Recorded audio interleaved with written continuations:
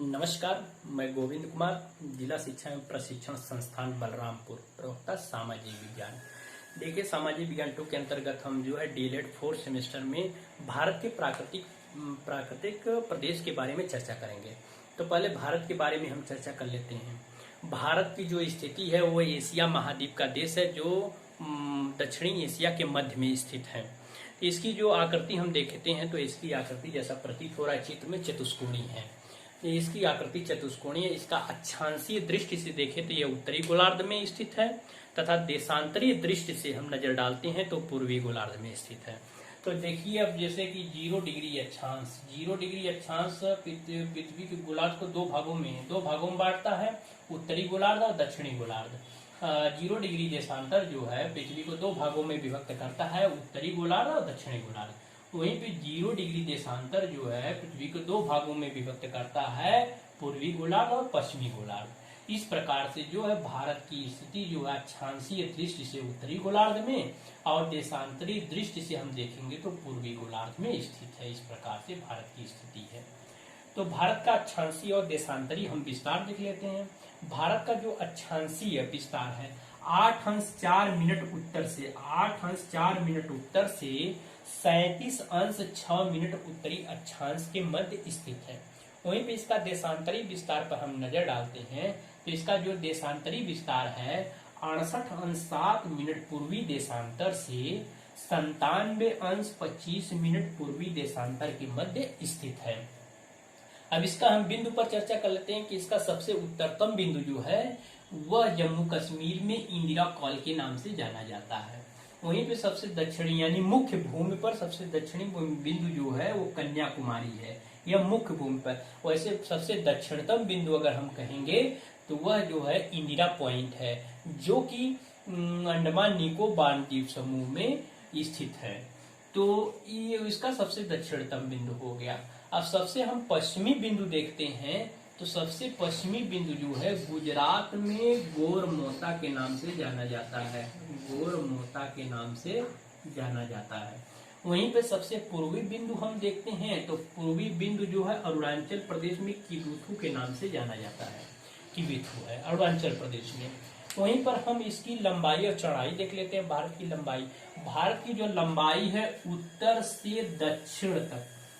से दक्षिण इसकी जो लंबाई है वह 3214 किलोमीटर है, उत्तर से दक्षिण की लंबाई। वहीं पर इसकी पश्चिम से पूर्व की हम चौड़ाई जब देखते हैं तो पश्चिम से पूर्व की जो चौड़ाई इसकी है 2933 किलोमीटर। इसकी पश्चिम से पूर्व की चौड़ाई 2933 किलोमीटर है। अब भारत के हम क्षेत्रफल देख लेते हैं। भारत का क्षेत्रफल जो है, भारत का क्षेत्रफल 32,87,263 वर्ग किलोमीटर, 32,87,263 वर्ग किलोमीटर। तो यह जो है भारत को अगर क्षेत्रफल की दृष्टि से देखें तो भारत जो क्षेत्रफल की दृष्टि से विश्व में 7वां स्थान है। तो जो पहला स्थान अब देखते हैं कि विश्व में जो पहला स्थान रूस है, दूसरा कनाडा, तीसरा यूएसए, चौथा चीन, पांचवा ब्राजील,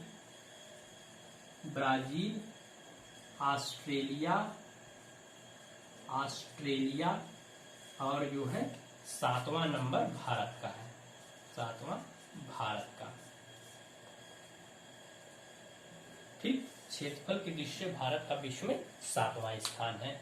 अब देख लेते हैं कि भारत में जो है 28 राज्य हैं और 9 केंद्र शासित प्रदेश हैं। कितने राज्य हैं? 28 राज्य और 9 केंद्र शासित प्रदेश। आपको याद रखना है कि 9 केंद्र शासित प्रदेश जो है 8वां 9वां अभी जल्द में बना है, जम्मू कश्मीर और लद्दाख जो है। तो इस प्रकार से जो है इसके 28 राज्य और 9 केंद्र शासित प्रदेश हैं। अब इसमें हम देखते हैं कि जो कर्क रेखा है, कर्क रेखा भारत के मध्य से होकर गुजरती है। तो अब इस प्रकार से हम देखते हैं तो भारत में 2 प्रकार की जलवायु पाई जाती है, उष्ण कटिबंधीय और उपोष्ण कटिबंधीय। लेकिन सम्मिलित रूप से अगर हम कहेंगे तो भारत की जलवायु उष्ण कटिबंधीय मानसून जलवायु है। अब हम देख लेते हैं कि जब कर्क रेखा भारत के मध्य से होकर गुजर रही है तो ये कितने राज्यों से होकर गुजर रही है। तो यह जो है 8 राज्यों से होकर गुजरती है। कितने राज्यों से? 8 राज्यों से होकर गुजरती है। तो इसमें जो है पहला जो है गुजरात है, राजस्थान का थोड़ा सा हिस्सा है, मध्य प्रदेश, छत्तीसगढ़, झारखंड, पश्चिम बंगाल, त्रिपुरा और मिजोरम, ये 8 राज्य हो गए। तो 8 राज्य कौन कौन से हैं एक बार फिर देखते हैं। गुजरात है, राजस्थान, मध्य प्रदेश, छत्तीसगढ़, झारखंड, पश्चिम बंगाल,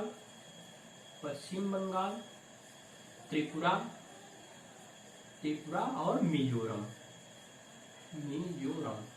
ठीक, ये 8 राज्य हैं जहां से कर्क रेखा होकर गुजरती है। पहला राज्य गुजरात, थोड़ा सा हिस्सा राजस्थान का आता है, मध्य प्रदेश है, छत्तीसगढ़, झारखंड, पश्चिम बंगाल, त्रिपुरा और मिजोरम, ये 8 राज्य आपको याद रखने। कर्क रेखा यहाँ से होकर गुजरती है। अब कर्क रेखा अब यहाँ पे देखते हैं कि कर्क रेखा जब भारत के मध्य से होकर गुजर रही है तो ग्लोब पर हम थोड़ा सा और नजर डालते हैं कि जब 0 डिग्री अक्षांश है, इसको भूमध्य रेखा या विषुवत रेखा कहते हैं। तो वहीं पे 23.5 अंश नॉर्थ को कर्क रेखा, वहीं पे 23.5 अंश साउथ को मकर रेखा के नाम से जाना जाता है, तो मकर रेखा कहते हैं। तो ये जो बीच का क्षेत्र होता है उष्ण कटिबंधीय, क्योंकि यहाँ पे सूर्य की किरणें जो है एकदम सीधी पाई जाती हैं, जिसके कारण यह क्षेत्र गर्म जलवायु का क्षेत्र होता है। तो यह जो होता है उष्ण कटिबंधीय जलवायु पाई जाती है। तो आप देखते हैं कि जब कर्क रेखा भारत के मध्य से होकर गुजर रही है तो यह जो दक्षिण का क्षेत्र हो जाएगा यह उष्ण कटिबंध हो जाएगा, उष्ण कटिबंधीय। यहीं पर जब उत्तर वाला हिस्सा हम देखेंगे तो यह उपोष्ण कटिबंध के अंतर्गत आ जाएगा, उपोष्ण कटिबंध के अंतर्गत आएगा। तो इस प्रकार से अगर हम सम्मिलित रूप से कहें कि भारत की जलवायु किस प्रकार की है, तो भारत की जलवायु उष्ण कटिबंधीय मानसून जलवायु है। तो ये हो गए भारत के बारे में चर्चा। तो उष्ण कटिबंधीय मानसून जलवायु है। अब जो है कि इसमें जो है 28 राज्य और 9 केंद्र शासित प्रदेश हैं। तो इसमें देखते हैं कि जो 9 कितने जो ऐसे राज्य हैं जो तट रेखा पर स्थित हैं। तो 9 ऐसे राज्य हैं जो तट रेखा पर, यानी गुजरात से लेकर पश्चिम बंगाल तक जो है समुद्री तट सीमा से लगे हुए हैं। तो सबसे लंबी तट रेखा जो लगती है गुजरात की लगती है, सबसे लंबी तट रेखा गुजरात की। अगर दूसरा पूछ दिया कि दूसरा सबसे लंबी तट रेखा वाला राज्य कौन सा है, तो आंध्र प्रदेश हो जाएगा, आंध्र प्रदेश। अगर तीसरा पूछ लिया कि तीसरा सबसे अधिक तट रेखा लंबी किसकी है, तो तमिलनाडु हो जाएगा, तमिलनाडु। तो कितने? गुजरात, आंध्र प्रदेश और तमिलनाडु। सबसे लंबी तट रेखा जो गुजरात की है, फिर आंध्र प्रदेश की, फिर तमिलनाडु की है। यह जो है तट रेखा। तो अब इसके बाद अब हम आते हैं कि भारत के जो है कितने, अब इसमें देख लेते हैं कि यहाँ पे लक्षद्वीप और अंडमान निकोबार। लक्षद्वीप जो है 36 द्वीप है और अंडमान जो है अंडमान निकोबार द्वीप समूह। तो इस प्रकार से ये अब ये वाला क्षेत्र देखेंगे तो अरब सागर है, अरब सागर, और यहाँ पे बंगाल की खाड़ी है, बंगाल की खाड़ी, और नीचे जो है हिंद महासागर है, नीचे जो है हिंद महासागर है। इस प्रकार से जो है ये हो गया। अब आगे हम देखते हैं कि जो भारत की सीमा से लगने वाले देश कौन कौन से हैं। वह देश जो है भारत के किन राज्यों से सीमा साझा करते हैं, सीमा साझा करने वाले राज्य कौन कौन से हैं। जो अब इसके देश देखते हैं कि कितने कौन कौन से देश हैं जो भारत से सीमा साझा करता है। तो अब इसमें एक चीज और थोड़ा चर्चा कर लेते हैं। पहले IST इंडियन स्टैंडर्ड टाइम के बारे में जान लेते हैं। इंडियन स्टैंडर्ड टाइम जब सूर्य की किरणें ग्लोब पर यानी पृथ्वी पर पड़ती हैं, मान लीजिए यहाँ पे सीधी पड़ रही है सूर्य की किरणें, जब इसे आधा सौर बिंदु के नाम से जाना जाता है। जब सूर्य की किरणें सीधी पड़ती हैं तो आधा सौर बिंदु के नाम से जाना जाता है। मान लीजिए यहाँ पे सूर्य की किरणें सीधी पड़ रही हैं, फिर इसके बाद जब पृथ्वी घूमते घूमते जब 360 का कोण बनाएगी तो फिर उसी बिंदु पर जो है पहुंचेगी। तो यानी जो है 24 घंटे में हमारी पृथ्वी 360 घूम जाती है, 360 अंश। तो हम 1 घंटे में कितना अंश, तो 360। तो इसको देशांतर में हम जब गणना करेंगे तो 1 घंटे में लगभग 15 देशांतर घूम जाती है। तो अगर हम मान लीजिए 15 देशांतर जाने में 1 घंटा, 1 घंटे में 60 मिनट होता है, 1 घंटे में 60 मिनट, तो इसलिए हम 1 देशांतर जाने में हमें लगभग 15 चौको 4 मिनट का समय लगेगा, 4 मिनट का समय लगता है। तो अब हम देख लेते हैं कि हम 0 डिग्री से यानी कि ग्रीनविच से, green meridian GMT, green meridian time से जैसे हम पूरब की तरफ बढ़ते हैं तो वहाँ समय में वृद्धि होती जाती है, और पश्चिम की तरफ बढ़ते हैं तो क्या होता है, समय घटता जाता है। तो हमारा जो मानक निर्धारित किया गया है, हमारा जो इंडियन स्टैंडर्ड टाइम है, भारतीय मानक समय रेखा, तो भारतीय मानक समय रेखा 82.5 अंश को 82.5 अंश पूर्वी देशांतर को निर्धारित किया गया है।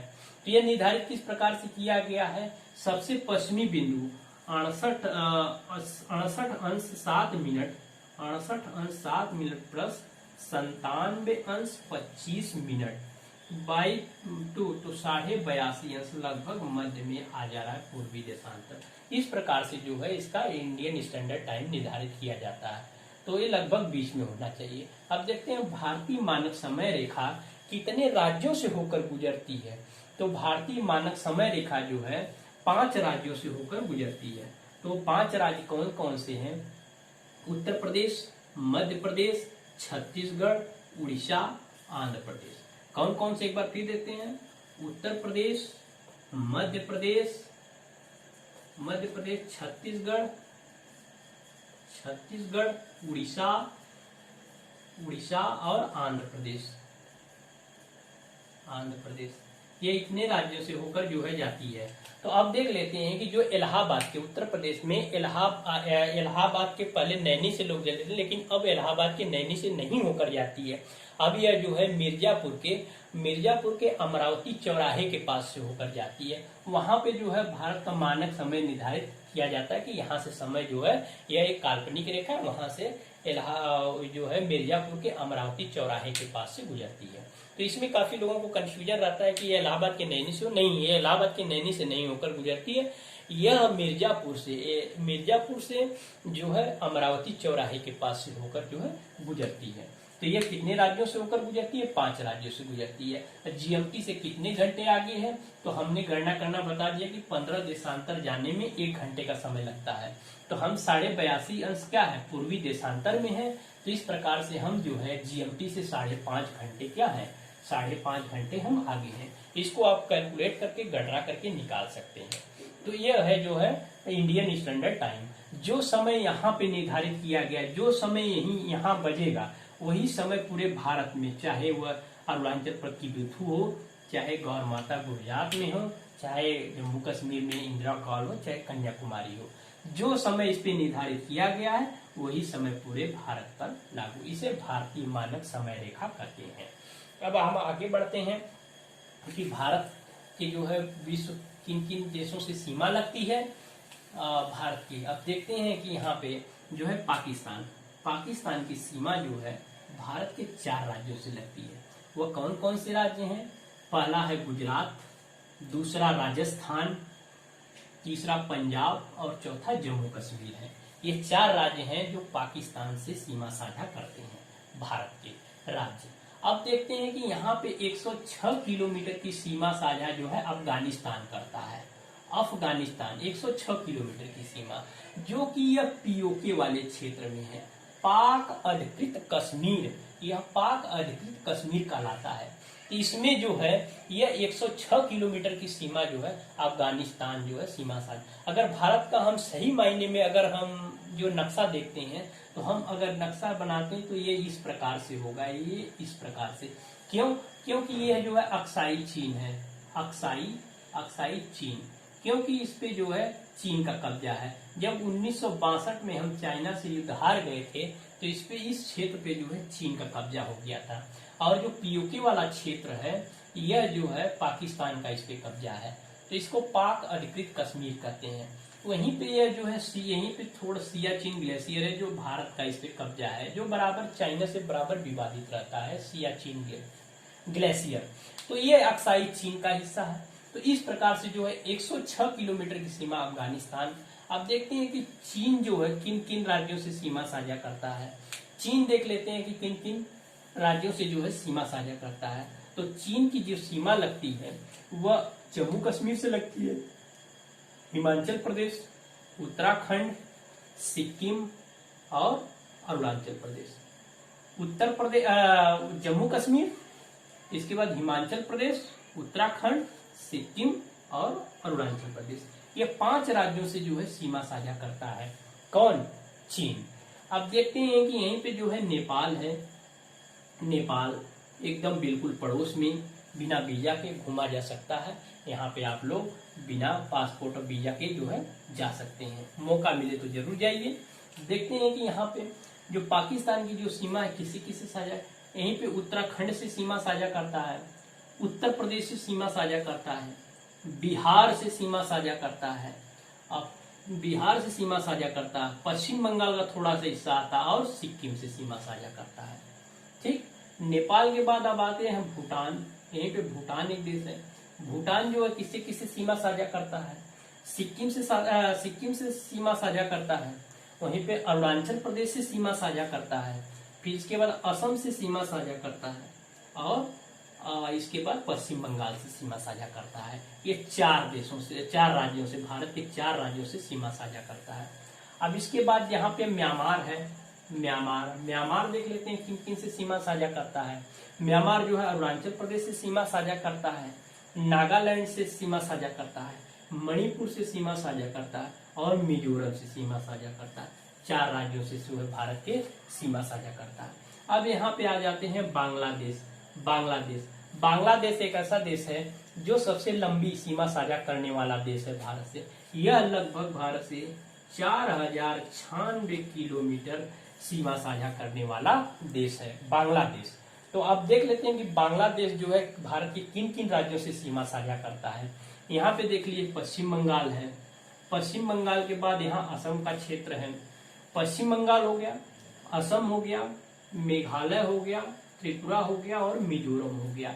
यह 5 राज्यों से भारत की सीमा साझा करता है। तो भारत से 5 राज्यों से सीमा साझा करने वाला बांग्लादेश, जो भारत से सर्वाधिक सीमा साझा करता है, यह इसकी सीमा जो है 4096 किलोमीटर भारत से सीमा लगती है।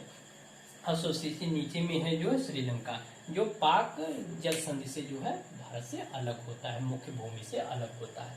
तो ये भारत के जो है पड़ोसी जो देश हो गए और भारत के राज्यों से सीमा साझा करने वाले देश हो गए। यहाँ तक तो हमें लगता कोई समस्या नहीं होगी। ठीक, धन्यवाद।